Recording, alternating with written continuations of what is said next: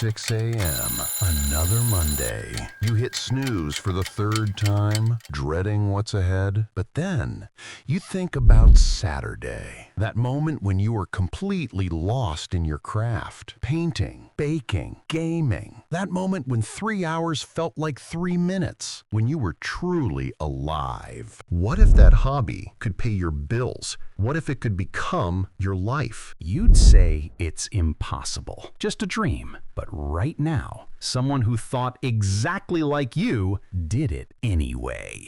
Today, I'll share 3 true stories of ordinary people who transformed their hobbies into thriving businesses. Real people, real struggles, real triumphs. By the end, you'll see it's not just possible, it's already happening. Now you are on Age of True Stories. Hit button, subscribe, and like. Are you ready? Let's begin. From kitchen table to 6 figures. Meet Sarah Chen. 5 years ago, she was a high school math teacher in Portland, Oregon. Good job, stable income, absolutely miserable. Every Sunday night, she had bake. Sourdough bread, specifically. It started as stress relief, a way to quiet her anxious mind. Kneading dough, watching it rise, the smell of fresh bread filling her tiny apartment. Her friends loved it. Her co-workers begged for loaves. But it was just a hobby until one Sunday night, covered in flour at 11 p.m., she had a thought. I spend more time thinking about bread than I do about lesson plans. That terrified her. But it also woke something up. She started small. She posted a photo of her sourdough on Instagram with a simple caption, "Taking orders for next weekend, $8 per loaf." She expected maybe 5 orders. She got 37. But here's where it gets real.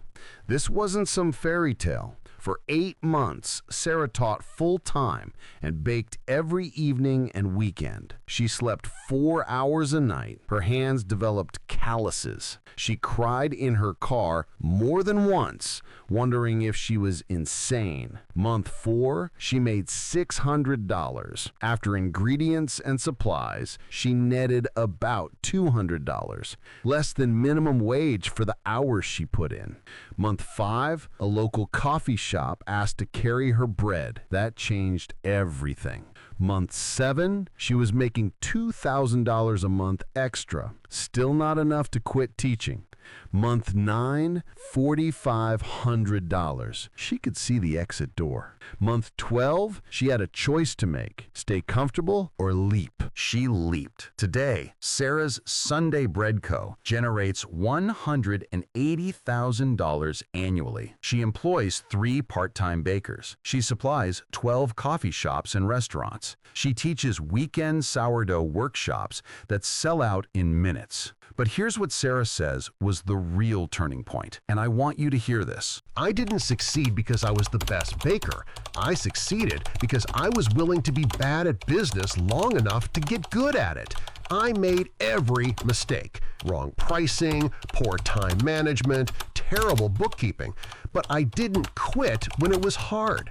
That's the only difference between me and everyone who's still dreaming about it. The lesson? Your hobby won't instantly become profitable.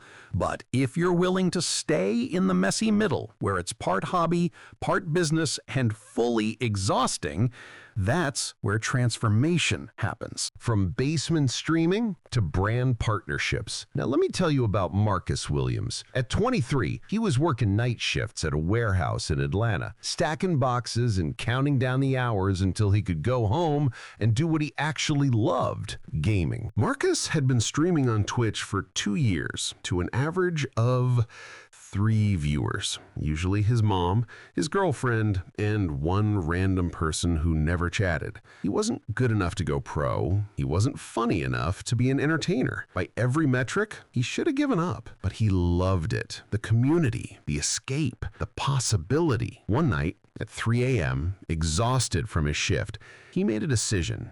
He was going to treat his dead channel like a real business for 90 days. If nothing changed, he'd accept it was just a hobby, but he had to try. Here's what he did, and this is critical. First, he analyzed the top 50 streamers in his gaming niche, not to copy them, but to find the gap. What wasn't being served? He noticed no one was creating beginner-friendly tutorials.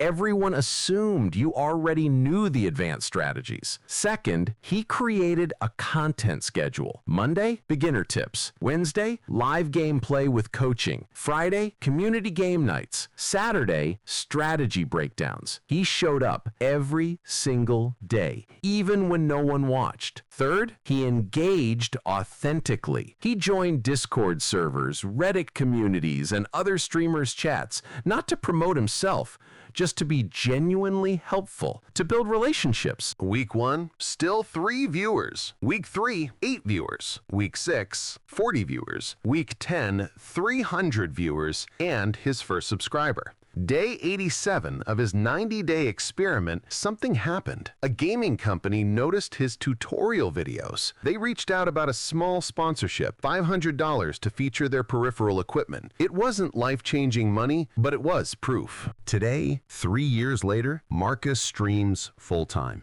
He averages 5,000 concurrent viewers. He has sponsorship deals with 4 gaming companies worth $120,000 annually. He sells his own course teaching others how to grow on Twitch, another $80,000 per year. He hired his girlfriend to manage his business operations.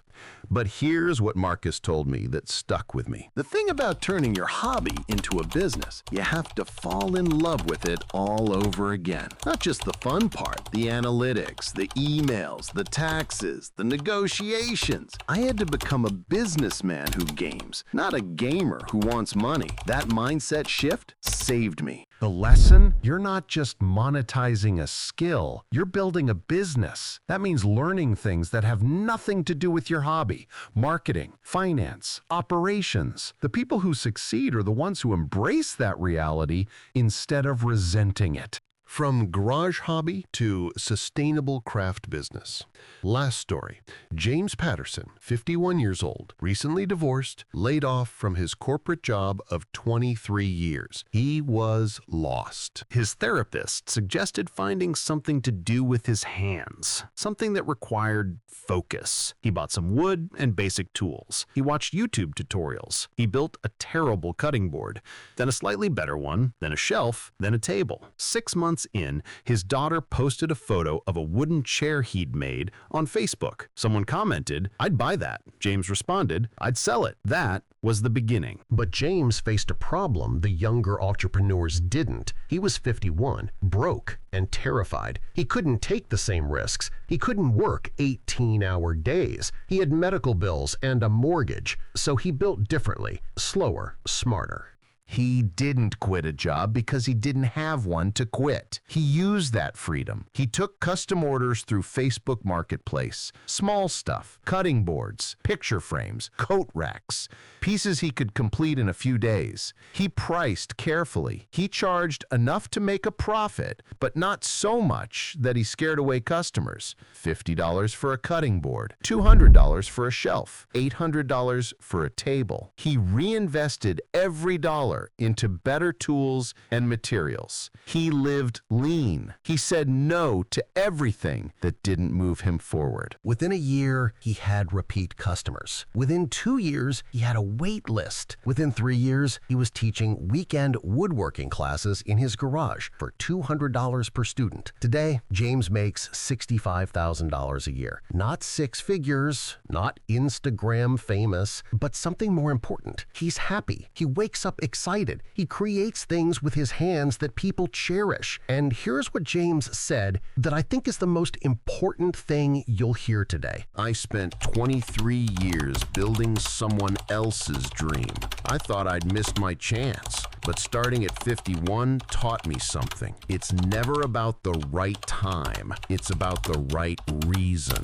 I didn't do this to get rich. I did this to feel alive again. The money followed because the purpose was real. 3 people, 3 hobbies, 3 completely different paths.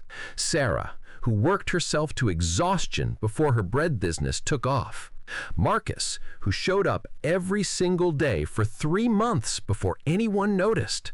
James, who started over at 51 and built something beautiful from broken pieces. What did they have in common? They didn't have special advantages. They didn't have trust funds or viral moments or lucky breaks. They had doubt. They had fear. They had people telling them to be realistic. But they also had something else. They were willing to be uncomfortable, to work for months without seeing results, to learn skills they never wanted to learn, to fail repeatedly and keep going. Right now, you're at a crossroads. You can close this video and go back to dreaming about someday. Or you can decide that someday is today. Not tomorrow, not when you're ready, today. Start small. Take one order. Post one video. Build one thing. See what happens. Give yourself 90 days of real effort. Not perfect effort, not genius effort, just consistent, honest effort. Because here's the truth. A year from now, you'll wish you'd started today. Your hobby is waiting. Your business is waiting. Your life is waiting. What are you waiting for? Comment with your hobby.